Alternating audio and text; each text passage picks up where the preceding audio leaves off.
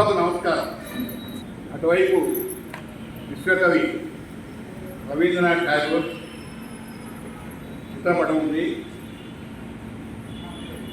దానికి పుష్పమాలను చేసి మనం తర్వాత కార్యక్రమాలు ప్రారంభించాం.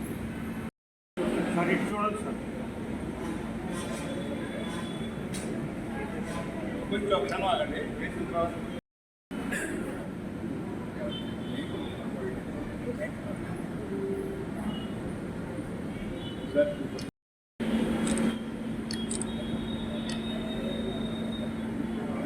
సాధారణంగా సభ ప్రారంభంలో అధ్యక్షుని తొలి పలుకులు ఉంటాయి. అయితే నేను దాన్ని అధిగమించి ముందు వెల్కమ్ అడ్రస్ చెప్తే బాగుంటుంది. స్వాగతోపన్యాసం. ఈ సంస్థ అధ్యక్షులు స్థాపించిన వారు శ్రీ కేశవరావు గారు. శ్రీ కేశవరావు గారిని స్వాగతోపన్యాసం చేయవలసిందిగా కోరుతున్నాను. సభాధ్యక్షులు కొట్టికొండ సుబ్బారావు గారు, ఈరోజు రవీంద్రనాథ్ ఠాగూర్ జయంతి సందర్భంగా ఆయన విశ్వమానవ సందేశాన్ని విద్యార్థుల కోసం ప్రత్యేకంగా మేము ఏర్పాటు చేసి వారిగానే ఆ ప్రసంగం తయారు చేసుకుని ఈరోజు మనకి అందరికీ సమర్పించడానికి వచ్చిన డాక్టర్ జీవి కొండచంద్ర గారు, ముఖ్య అతిథిగా దాదాపు 50 సంవత్సరాలుగా మాకు పరిచయం ఉన్న డాక్టర్ మండలి రుద్రప్రసాద్ గారు చీఫ్ గెస్ట్గా రావాల్సి ఉంది. అయితే ఈరోజు retired chief justice of India N V Ramana గారు రచించిన పుస్తకము ఆవిష్కరించబడుతుంది ఢిల్లీలో. దానికి అతిథిగా రుద్రప్రసాద్ గారు వచ్చారు. వారి స్థానంలో వారి కుమారుడు వెంకట్రామ్ గారిని నేను ఆహ్వానించడం జరిగింది. అయితే ఒక రకంగా ఇది నేను అదృష్టంగా భావిస్తున్నాను. ఎందుకంటే మండలి రుద్రప్రసాద్ గారి కుటుంబంలో నాకు 3 తరాల సంబంధం.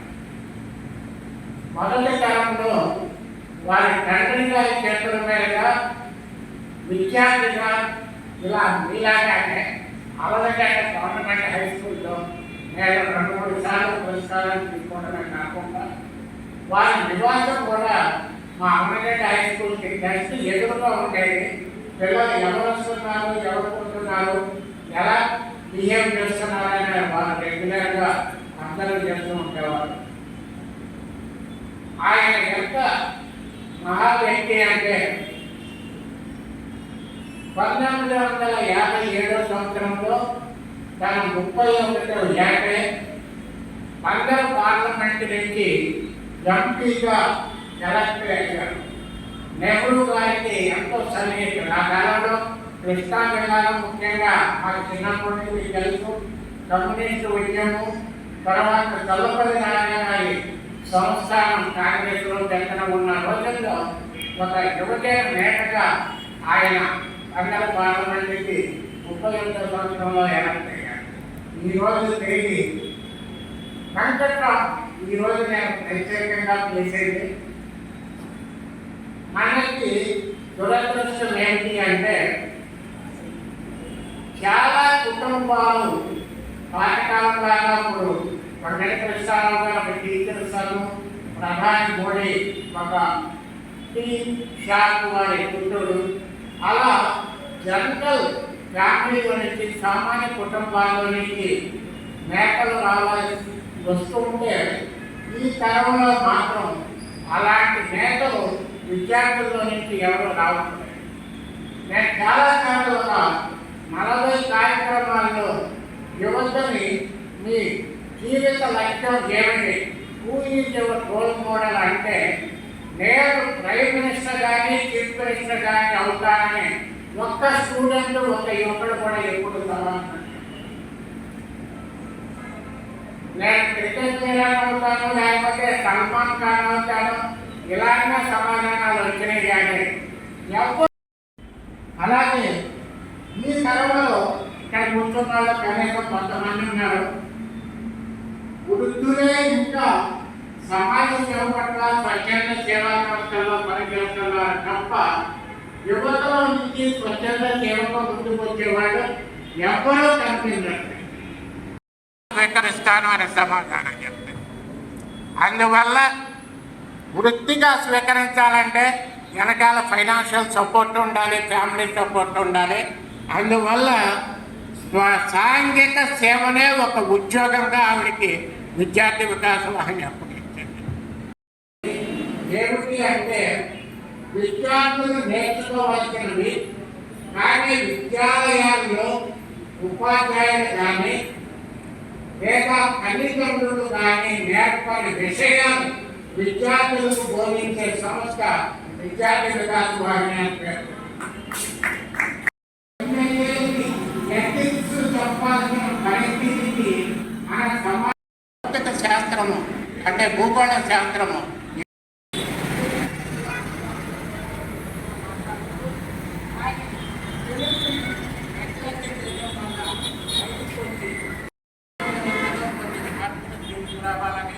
విద్యార్థుల్ని కొంత సుబ్రహ్మణ్యం మాస్టర్ ఇక్కడ ఉన్నారు బీబీఎస్ హై స్కూల్లో ఆ రోజుల్లో ప్రసంగానికి నేను ఇంకా ఇలాగే విద్యార్థులు నేను కనబడితే మీరు చేసే కార్యక్రమాలకు ఒక ప్లాట్ఫామ్ ఉంటే బాగుంటుంది మాట్లాడాలని సాయంత్రం పలుకుతూ ఒక 4 విషయాలు చెప్పాలి. విద్యార్థి వికాస వాహిని మా లక్ష్య సాధనలో మేము ప్రతిరోజు చేసే కార్యక్రమం ఒకటి ఉన్నది.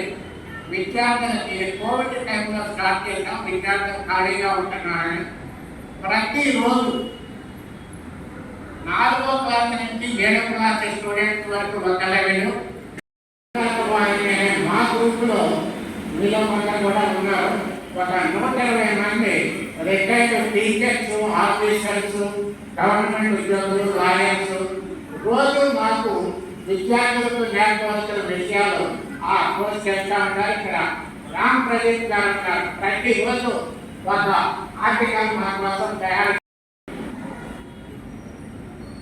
పుస్తకాలు రచయిత అనే స్కూల్స్లో 10th class 12th class results రాగానే పెద్ద విద్యార్థి వికాస వాహిని గురించి ఒక చిన్నపాటి పరిచయం ఆ భాగం కూడా మీరే గుర్తించారు. సంతోషం.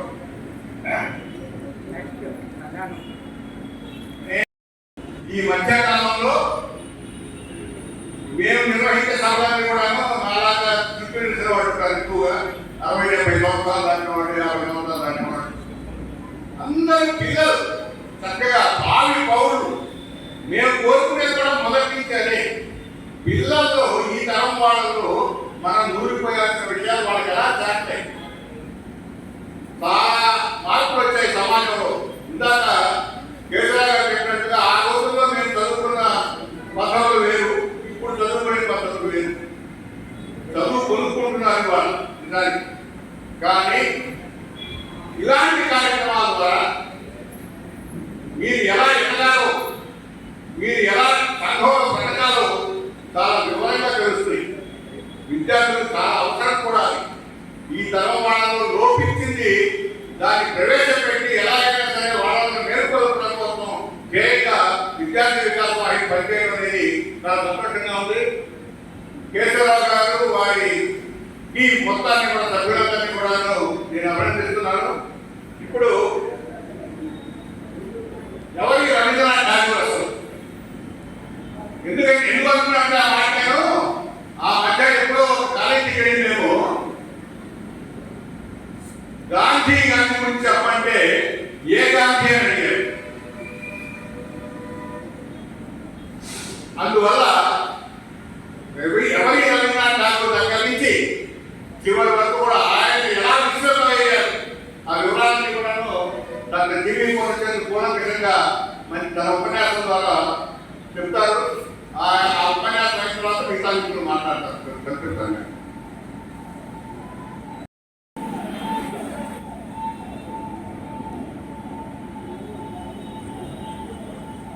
సభా సరస్వతికి నమస్కారం.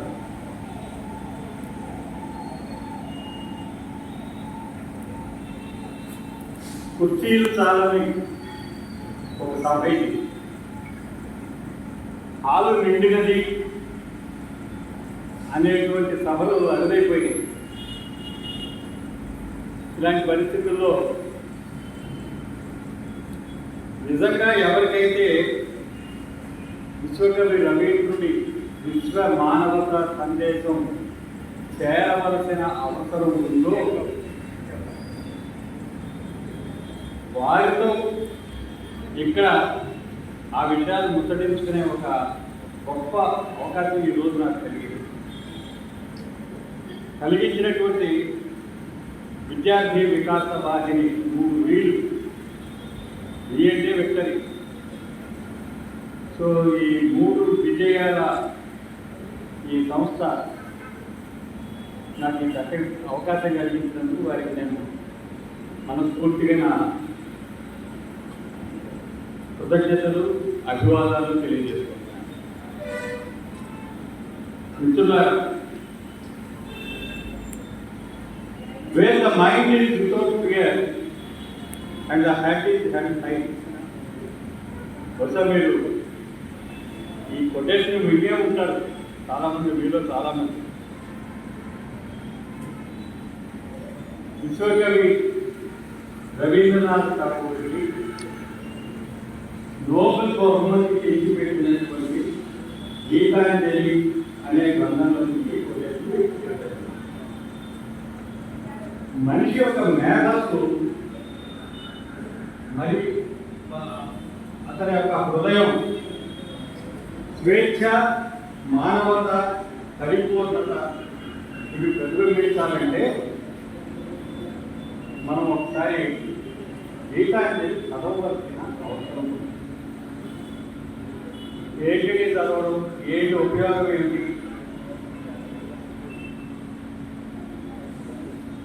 ఈ ప్రశ్నకి సమాధానం వాళ్ళు చదివితేనే తెలుస్తుంది.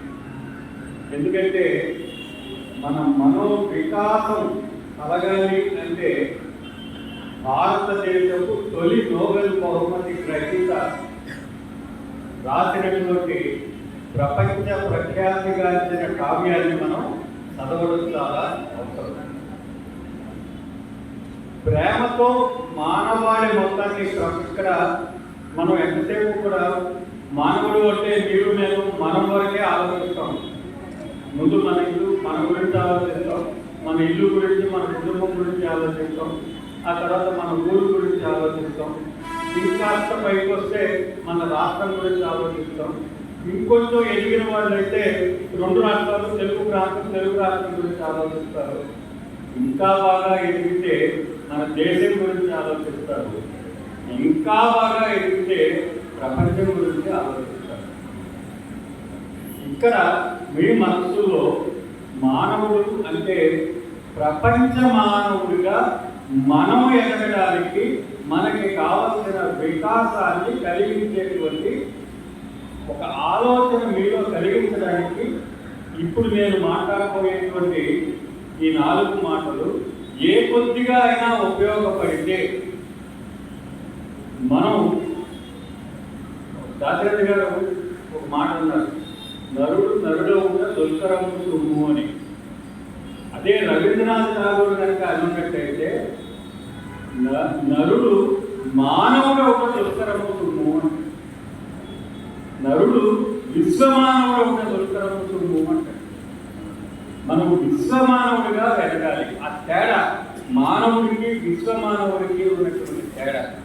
మనం భారతీయులు అనడానికి, మనం ప్రపంచ మానవులం అని అనడానికి ఉన్న తేడాన్ని రవీంద్రనాథ్ ఠాగూర్ ఎలా చూపించాడో, ఎలా చెప్పాడో మీకు వివరించడం అనేది ఈరోజు నా ముందు ఉన్నటువంటి కర్తవ్యం. Where the world has not been broken up into fragments by narrow domestic walls. Narrow domestic walls, అడ్డుగోడలు మనకి చాలా ఉన్నాయి. కులతత్వం, మతతత్వం, వర్గతత్వాలు, ఇంకా ప్రాంతీయ తత్వాలు, ఇంకా రకరకాల ఇవన్నీ అడ్డుగోడలు. ఈ అడ్డుగోడలు మనల్ని ఎదగనివ్వకుండా, మనల్ని ప్రపంచ మానవుడిగా ఆలోచించనివ్వకుండా చేస్తున్నటువంటి ఒక దుర్మార్గమైనటువంటి అంశం ఇవాళకి మనల్ని పరిపాలిస్తారు. ఒక మాట పరిపాలన అంటే మన మీద ప్రభావం చూపిస్తారు. అందులోంచి మనం ఎలా బయటికి రావాలి అనేటువంటిది ఇప్పుడు మనం ఆలోచించవలసినటువంటి విషయం. రవీంద్రనాథ్ ఠాగూర్ 1861 మే 7న జన్మించి 1941 ఆగస్టు 7న ఆయన మరణించారు. ఆయన కేవలం భారతీయుడుగా కాకుండా విశ్వమానవుడిగా, విశ్వవ్యాప్తంగా కీర్తించే కవి, సంగీతవేత్త, చిత్రకారుడు, విద్యావేత్త, అనేక మేధోమూర్తులు కలిసినటువంటి ఒక మూర్తి భవించినటువంటి ఒక సజీవ శిల్పం. ఆధునిక భారతీయ ఆత్మని ప్రపంచ వేదికపై ప్రతిబింబించినటువంటి గొప్ప ప్రతిభాశాలి గురించి ఈరోజు మీరు తెలుసుకోబోతున్నారు. ఆయన ఇచ్చినటువంటి సందేశం విశ్వ మానవతా సందేశం. ఆయన ఆలోచనలు ప్రాంతీయ గణితాన్ని, జాతీయ పరిమితుల్ని దాటి విశ్వమానవత వైపు పయనించాయి. జాతీయతని మనం జాతీయంగా దేశభక్తి అంటాం కదా మనం. ఆయన చెప్పే దేశభక్తికి మనం మాట్లాడే దేశభక్తికి చాలా తేడా ఉంది. ఎలా ఉందో మీకు నేను వివరిస్తాను. ఆయన ప్రపంచ ప్రజల ఐక్యతకి, ఆత్మగౌరవానికి ప్రతీకగా ఆయన భావించాడు. మీ అందరికీ తెలుసు, మనం స్కూళ్ళలో పార్టీలో సినిమా హాల్లో కూడా వెళ్తున్నారో లేదో తెలియదు. మంచి సినిమా హాల్కి వెళ్ళలేదు. జనగణమన వెళ్తున్నారు కదా. మన జాతీయ గీతం జనగణమన రచయిత రవీంద్రనాథ్ ఠాగూర్ భారతదేశ ఐక్యతని ప్రతిఫలిస్తూ భాషలు, మతాలు, ప్రాంతీయతలను అధిగమిస్తూ సమగ్ర మానవ సమైక్యతను ఆకాంక్షించేటువంటి గీతంగా దీన్ని మనం భావించాలి. భిన్నత్వంలో ఏకత్వాన్ని, అంతర్జాతీయ మానవ సౌభ్రతత్వాన్ని దాటేటువంటి గొప్ప గీతం ఇది. పండిట్ జవహర్లాల్ నెహ్రూ మన మొదటి ప్రధానమంత్రి పార్లమెంటు వేదికపై జనగణమనని మన జాతీయ గీతంగా ప్రకటించిన సందర్భంలో ఆయన ఈ గీతాన్ని భారతీయ గీతం అనలేదండి, విశ్వమానవ గీతంగా ఆయన దాన్ని ప్రకటించారు. ఆయన గోరా అని ఒక నవల రాశారు. 1880లో ఈ నవల వచ్చింది. 1880 అంటే సుమారుగా 140 ఏళ్ల క్రితం. జాతీయత, మతం, మానవత ఇలాంటి భావాల మీద ఒక గాఢమైన పరిశీలన ఆనాడే ఆయన 140 ఏళ్ల క్రితం ఆనాడే ఆయన చేశాడు. హిందుత్వానికి, దేశభక్తికి పరాకాష్ఠగా ఒక వ్యక్తి గౌరమోహన్ అంటే బాగా తెల్లగా ఉంటాడు, పాలరాయిలాగా ఉంటాడు తెల్లగా, అందుకని ఆయన గౌరమోహన్ అన్నారు. ఆయన ముద్దుగా గోరా అని పిలుచుకునేవాడు అనమాట. అతను నేను తెల్లవాడిని కాబట్టి నేను చాలా ఉన్నతుడిని, నేను హిందువుగా పుట్టినందుకు నేను చాలా గొప్ప ఇదిగా అనేక గొప్పలు నాకు ఉన్నాయి అని భావించే క్యారెక్టర్. కానీ నవల చివరికి వచ్చేసరికి అతను ఒక విదేశీయుడికి పుట్టినవాడుగా తెలుస్తుంది. మతాల కన్నా, జాతుల కన్నా మానవత్వం అప్పుడేమనుకుంటాడు, వెంటనే ఇప్పుడు అసలు మార్పు రావాలి కదా. అప్పటిదాకా తను మాట్లాడినటువంటి ఒక సంకుచితమైన ధోరణిలోంచి అతను అప్పటికప్పుడు మనోవికాసాన్ని పొంది ప్రపంచ మానవుడిని నేను అనేటువంటి ఒక భావనను అతను పొందగలుగుతాడనమాట. అది ఆ నవలకి ముగింపు. మానవత్వమే అసలైన ఆత్మస్వరూపం అనేటువంటి ఒక గ్రహింపు అతనిలో కలుగుతుంది.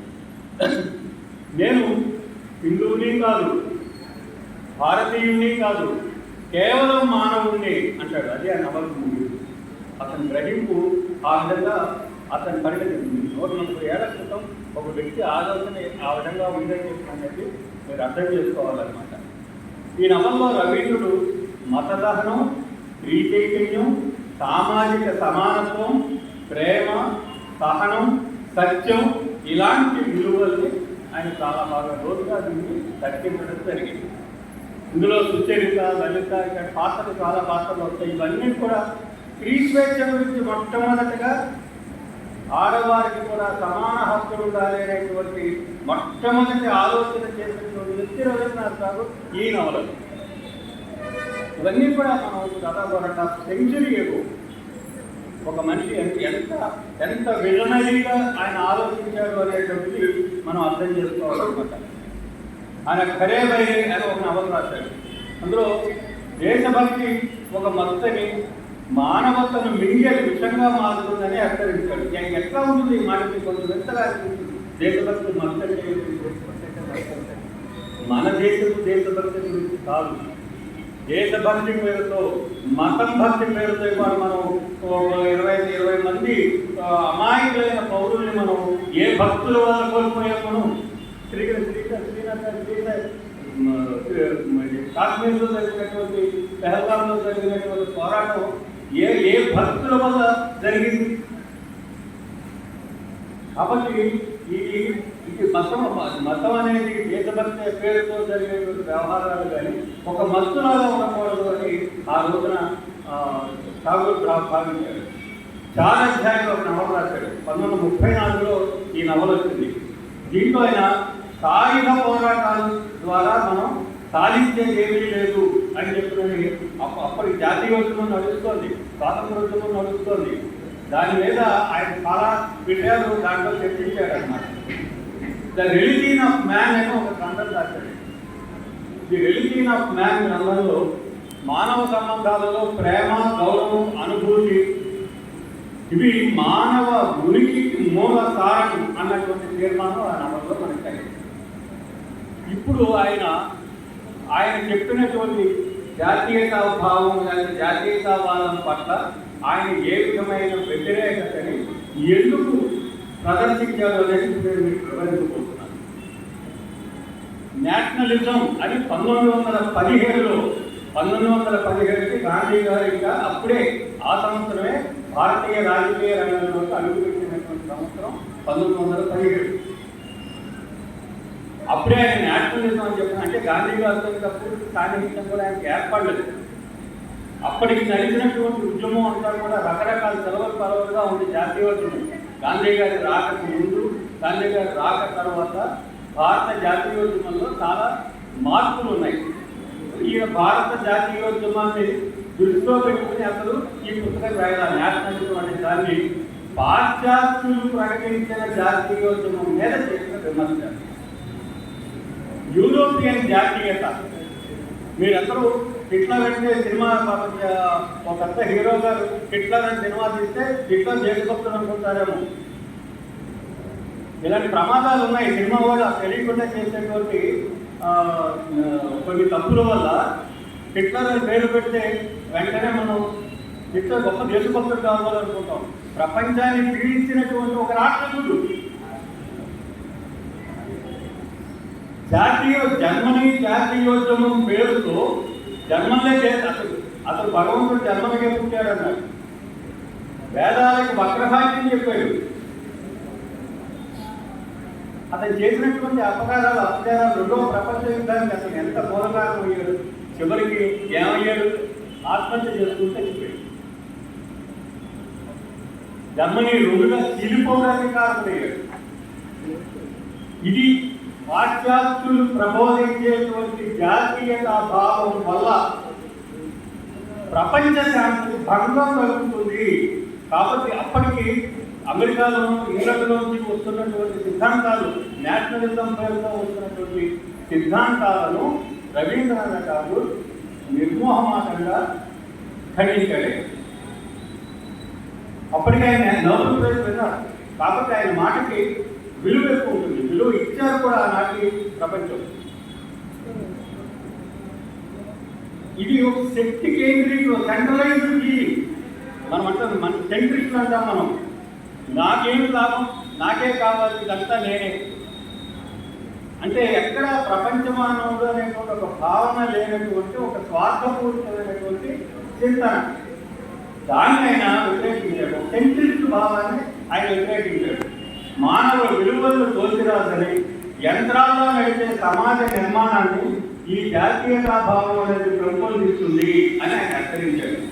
పాశ్చాత్య దేశాలలో జాతీయత ఆర్థిక రాజకీయ స్వార్థాలకు వేదికగా మారిందని, వాణిజ్య ప్రయోజనాల పరిరక్షణకు దాన్ని దుర్వినియోగపరుస్తున్నారని 1917లో భారత జాతీయోద్యమం ఒక రూపురేఖ దిద్దుకోక మునుపు ఆయన ప్రకటించినటువంటి విషయం.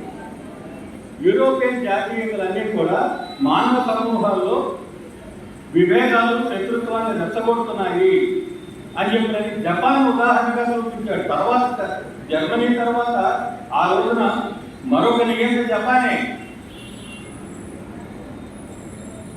జపాన్ వల్ల ప్రమాదం రాబోతుందని హెచ్చరించాడు జాగ్రత్త కాదు. వాళ్ళు అమెరికాతో పాశ్చాత్య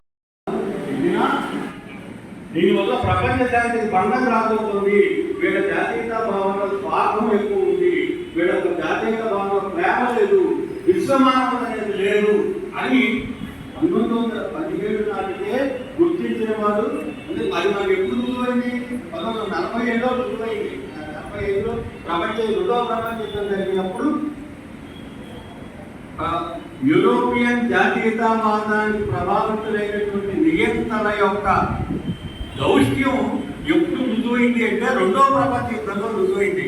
ఆయన మొదటి ప్రపంచ యుద్ధ కాలానికే ఆయన ఇటువంటి ప్రమాదాలు రాబోతున్నాయి భవిష్యత్తులోనే అనిపించాడు. ఇది రవీంద్రనాథ్ ఠాగూర్ యొక్క విజనరీ సాక్ష్యం. ఇవాళ మీరు ఏదైనా ఒక ఆలోచన చేశారు అంటే ఒక 30 సంవత్సరాల తర్వాత అది రుజువు అవ్వాలి. ఆ రోజు ఆయన చెప్పింది కరెక్ట్ అని అనిపించాలి. అటువంటి ఒక తార్కికమైనటువంటి ఆలోచన విధానం మనకి రావాలి అంటే మనలో విజనరీ అనేటువంటి పెరగాలి అంటే, దార్శనికత మనలో పెరగాలి అంటే మన ఆలోచనలో మనం విశ్వమానవులు అనేటువంటి ఒక భావన ఉన్నప్పుడే మనలో దాని ఆలోచన వస్తాయి. లేకపోతే లేదు వెళ్ళిపోతే మనకి ఎవరో ఆత్మలో ఎవరో చచ్చిపోతే మనకేంటి, మనం బాగానే ఉన్నాం కదా ఇక్కడ అని అనుకునేటువంటి సంకుచిత ధోరణి మనలో పెరిగేటువంటి ప్రమాదం ఉంటుంది. ఇది గుర్తుంచుకుంటే భారత జాతీయోద్యమం మీద తర్వాత ఆయన ఇచ్చినటువంటి వ్యాఖ్యానాలు కూడా మీకు నేను చెప్పిన తర్వాత జాతీయోద్యమం అంటే భారతీయ స్వాతంత్రోద్యమాన్ని ఆయన వ్యతిరేకించారు అనే అభిప్రాయం కలగకుండా నేను చూడాల్సిన బాధ్యత ఉంది. భారత జాతీయోద్యమం ప్రారంభానికన్నా ముందే జాతీయత పట్ల దృఢమైనటువంటి అభిప్రాయాన్ని వెలుగుతాడు. ఇలాగా చెప్తున్నంత భారత జాతీయోద్యమానికి కన్నా ముందు నాకే ఆయన అభిప్రాయం. రాజకీయాలు నైతికతతో విడదీయడానికి సంబంధం కలిగి ఉండాలి. నేను రాజకీయ నాయకుడిని అంటే 10 మద్దతులు 50 కబ్జాలు చేసేవాడిని అన్నట్టుగా ఉండకూడదు. నేను రాజకీయ నాయకుడిని అంటే నేను నీతి నియమాలకు నిష్టగా నేను కట్టుబడినటువంటి వ్యక్తిని అనేటువంటి ఒక అభిప్రాయం ఉండాలి. దేశభక్తి గర్వోత్తంగ శోభకు ప్రతీకగా కాక మానవ సమగ్ర వికాసానికి దోహదపడే పరిశుద్ధ మార్గంగా నిలవాలి. ఏ మానవుడు ప్రపంచ మానవులందరికీ మేలు చేసే ఆలోచన మనం చేయాలి అంటారు కాదు. 1905లో బెంగాల్ విభజన అసలు స్వాతంత్రోద్యమం వందే మాతరం ఉద్యమం ప్రారంభమైంది 1905లో. ఇప్పుడున్నటువంటి బంగ్లాదేశ్, ఇప్పుడున్నటువంటి వెస్ట్ బెంగాల్ కలిపి ఒకే రాష్ట్రంగా బెంగాల్ రాష్ట్రం ఉండేది 1905 నాటికి. ఈ బెంగాల్ రాష్ట్రాన్ని అప్పటి బ్రిటిష్ ప్రభుత్వం విడగొట్టి ఇక్కడ బెంగాల్లో హిందువులు ఎక్కువ ఉన్నారు, అక్కడ బెంగాల్లో ఈస్ట్ బెంగాల్లో ముస్లింలు ఎక్కువ ఉన్నారు, కాబట్టి నేను విడదీస్తున్నాను అని చెప్తుంది. విడదీసినప్పుడు ఆ విడదీయడానికి వ్యతిరేకంగా ప్రారంభమైనటువంటి వందే మాతరం ఉద్యమం, అది మొదటి జాతీయోద్యమానికి ఒక ఆరంభ గీతం అన్నమాట. దానికి ఆయన స్పందించారు, అనేక గీతాలు రాశారు. బంకించంద్ర చటర్జీ రాసినటువంటి వందే మాతరం అందరూ పాల్గొనేటువంటి గీతం అప్పుడే వచ్చింది. ఈ వందే మాతరం ఉద్యమంలోంటే ఆ గీతం వచ్చింది. ఠాగూర్ రాసినటువంటి గీతాలు కూడా అనేకం అప్పుడే వచ్చాయి. ఆయన కూడా అనేక ఉపన్యాసాలు ఇచ్చారు. జాతీయోద్యమాన్ని ప్రోత్సహించడం అనేటువంటి ప్రారంభించారు. కానీ రాను రాను ఏమైందంటే మనకు ఉన్నటువంటి జాతీయోద్యమంలోకి కొన్ని సంకుచిత ధోరణులు, ముఖ్యంగా బాంబు దాడులు వంటి ఘటనలు జరగడం, ఇంకా కొన్ని సంఘటనలు జరగడం, ఇలాంటివి ఆయనకి కలిసివేశాయి. 1908లో ఒక జాతీయ అప్పటికి గాంధీ గారు రాలా జాతీయోద్యమంలో 1908లో సంగతి నేను చెప్పేది. 1908లో ఒక యువ జాతీయవాది విసిరిన బాంబు కారణంగా విద్రోహులు మృతి ఆయన తీవ్రంగా కలిసిపోయింది. ఇలాంటివి చాలా జరిగినాయి. ఇవి కాక అప్పటి భారత జాతీయ కాంగ్రెస్లో ఆనాడు అతివాదులు మితవాదులు పేరుతో 2 వర్గాలు విడిపోయి ఒకరి మీద ఒకరు చెప్పులు ఇచ్చుకోవడం, ఒకరి మీద ఒకరు కర్రలతో దాడి చేసుకోవడం, ఇలాంటి బీభత్సమైనటువంటి విషయాలు కూడా ఆనాటి భారత జాతీయ కాంగ్రెస్లో జరగడానికి కూడా ఆయన జీవించుకోలేకపోయారు. ఇవన్నీ కూడా భారతదేశం నిజమైనటువంటి స్వాతంత్ర్యాన్ని తెచ్చిపెట్టే ఆలోచనలు కాదు అని ఆయన ఖండించారు. భారత జాతీయోద్యమంలో జరిగిన విదేశీ వస్తువుల దహనాన్ని, విదేశీ వస్తువు బహిష్కరణ ఉద్యమం మనకి, కానీ ఠాగూర్ దాన్ని అంగీకరిస్తున్నారు. మీరు ఈ ఉద్యమం ద్వారా ఏం చెప్తున్నారు? దీన్ని చౌగనిజం అంటారు, షావనిజం అంటారనమాట. షావనిజం. షావనిజం అంటే అతివాద దేశభక్తి. ఈ అతివాద దేశభక్తి నా దేశం కోసం నేను ఎవరు ప్రాణమైనా చూస్తానంటే ఎట్లా అనుకుంటాను? ఇలాంటి అతివాద దేశభక్తి, అతివాద మతోన్మాదం, ఈ రెండింటికి ఈ విదేశీ వస్తు బహిష్కరణ కూడా దానికి అనుకరణ లాంటిదే అని చెప్పని ఆయన భావించారు. దీని మీద నేను గాంధీకి ఠాగూర్కి మధ్య చాలా వివాదం జరిగింది. ఇద్దరు ఒకరికొకరు పుత్రాలు రాస్తున్నారు. ఇవన్నీ కూడా మనకి యంగ్ ఇండియా పత్రికలో ప్రకటించుకున్నారు కూడాను. ఇవన్నీ మనం చదవచ్చు. స్వదేశీ వస్తువులు దీనివల్ల ఖరీదైనగా మారుతాయి, ఇది పేద ప్రజలకు ఉపయోగపడే ఆలోచన కాదు అన్నాడు. భిన్నాభిప్రాయాలు ఉంటాయి కదా, భిన్నాభిప్రాయంలో ఈయన అభిప్రాయం అతను. భారత జాతీయోద్యమానికి శాంతి, సహనం, పరస్పర గౌరవం వంటి విలువలే పునాదిగా ఉండాలి అని ఆయన చెప్తున్నారు. ఆయన ఏమేమి ఉండాలి? శాంతి, సహనం, పరస్పర గౌరవం వంటి విలువలే జాతీయోద్యమానికి పునాదులుగా ఉండాలి అన్నారు. దీనితో గాంధీ పూర్తిగా ఏకీభవించారు. ఎంత ఏకీభవించారు అంటే అహింసే తన ఆయుధంగా తీసుకుని జాతీయోద్యమాన్ని నడపడానికి గాంధీకి ఇచ్చినటువంటి ప్రేరణ చాలా ముఖ్యమైనది అని చెప్తుందని మనం గమనించాలి. వ్యక్తిగత స్వేచ్ఛని మౌలిక విలువగా పరిగణించిన తత్వవేత్త రవీంద్రుడు. ఆత్మవిశ్వాసం, భావ ప్రకటన స్వేచ్ఛ, ఆలోచన స్వేచ్ఛ, ఇవి ప్రజాస్వామ్యానికి ప్రాణసూత్రాలు అన్నాడు. Where the mind is without fear and happy high, where knowledge is free. 3 వేల సంస్థ ఉండే విద్యార్థి వికాస వాహిని, అది కూడా అదే చెప్తుంది. నాలెడ్జ్ కలిపి ఫ్రీ, స్వేచ్ఛ ఉండాలి. స్వేచ్ఛగా మనం జ్ఞానాన్ని సంపాదించుకునేటువంటి ఒక ఎన్విరాన్మెంట్ మనం క్రియేట్ చేసుకోవాలి. మానవ మేధస్సు వికాసానికి స్వేచ్ఛ అవసరమని గుర్తించి రవీంద్రుడు శాంతి నికేతన్ అనేటువంటి ఒక విశ్వవిద్యాలయాన్ని స్థాపించాడు. 1907లో జరిగింది. అదే అసలు భారతీయ విద్యా వ్యవస్థకి తొలి అడుగులు శాంతి నికేతన్ స్థాపనలో తొలి అడుగులు పడ్డాయి. ఒక మనిషి ఈ దేశంలో విద్యా వ్యవస్థకు పునాదులు వేసినటువంటి ఒక మనిషి గురించి మనం మాట్లాడుకోవాలి. వారు మీరందరూ చదువుకుంటున్నారు. అసలు చదువు అంటే ఏమిటో ఈ దేశంలో మొట్టమొదటిగా పునాదిరాయి వేసినటువంటి బీజాలు వేసినటువంటి వ్యక్తి రవీంద్రనాథ్ ఠాగూర్. ఆ తర్వాత దాని కొనసాగింపుగా వచ్చింది 1912లో కాశీ హిందూ విశ్వవిద్యాలయం, మదనం మానవీయ. ఇలాంటి మహానుభావులు వేసినటువంటి బీజాలే ఈ రోజున మనం ఇంత గొప్పగా మనం చదువుకోవడానికి, చదువులు మనం స్వేచ్ఛగా పొందడానికి, ఈనాడు ఇంత అవకాశం మనకి రావడానికి ఠాగూర్ లాంటి వ్యక్తులు చేసినటువంటి మార్గం చాలా గొప్పది. ఇది మీరందరూ కూడా అర్థం చేసుకోవాల్సిన విషయం. 1917లో గాంధీజీ భారత రాజకీయాల్లో ప్రవేశించడం అడగాలో నమస్కారం. ఒక గొప్ప విద్యావేత్త వచ్చారు, మీకు ముందు ఆయన చూపించాలి. ఎంసీ దాస్ గారు ఈ వయసులో ఆయన లా చదివి ప్రాక్టీస్ ప్రారంభించారు.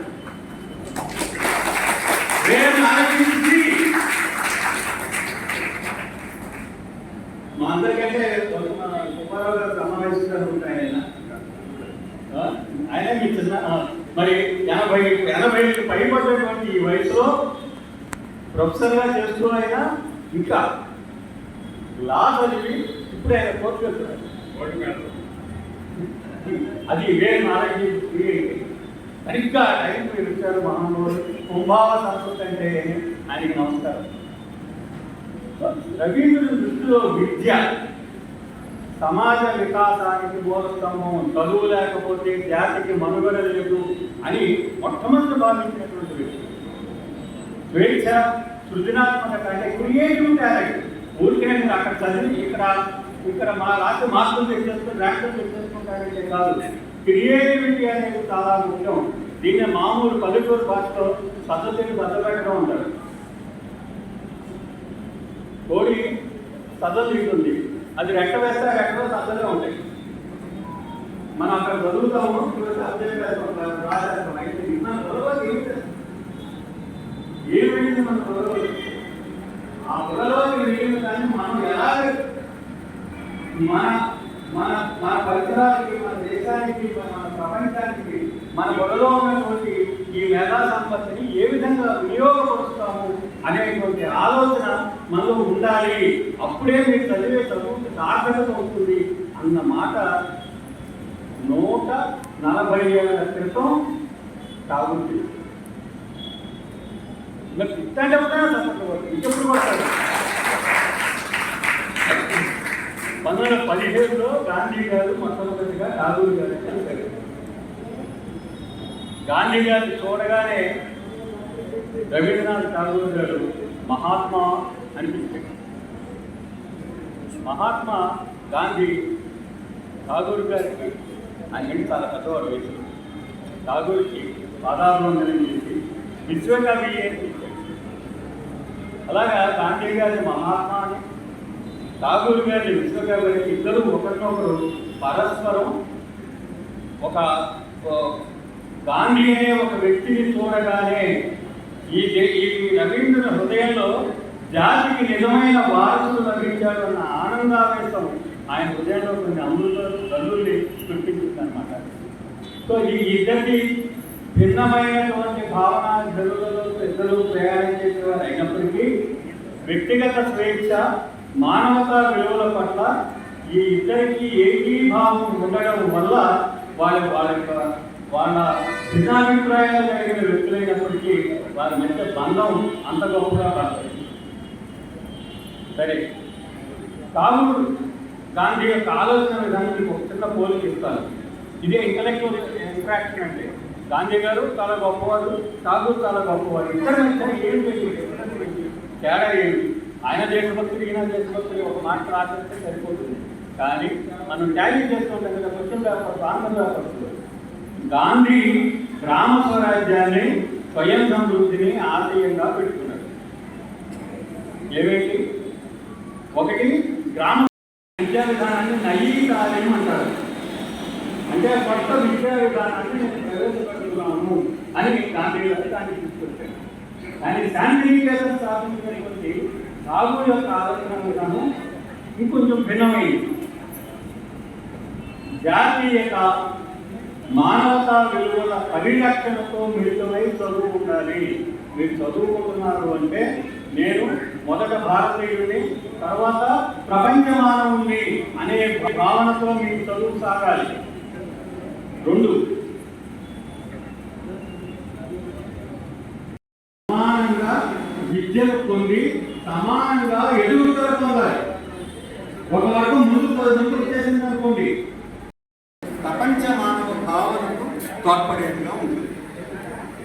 అదే టైంకి భారతదేశపు గాంధీ గారు వచ్చే వరకు స్వాతంత్రోద్యమాన్ని నడిపి ఇచ్చినటువంటి, గాంధీకి అప్పగించినటువంటి వ్యక్తి తిలక్.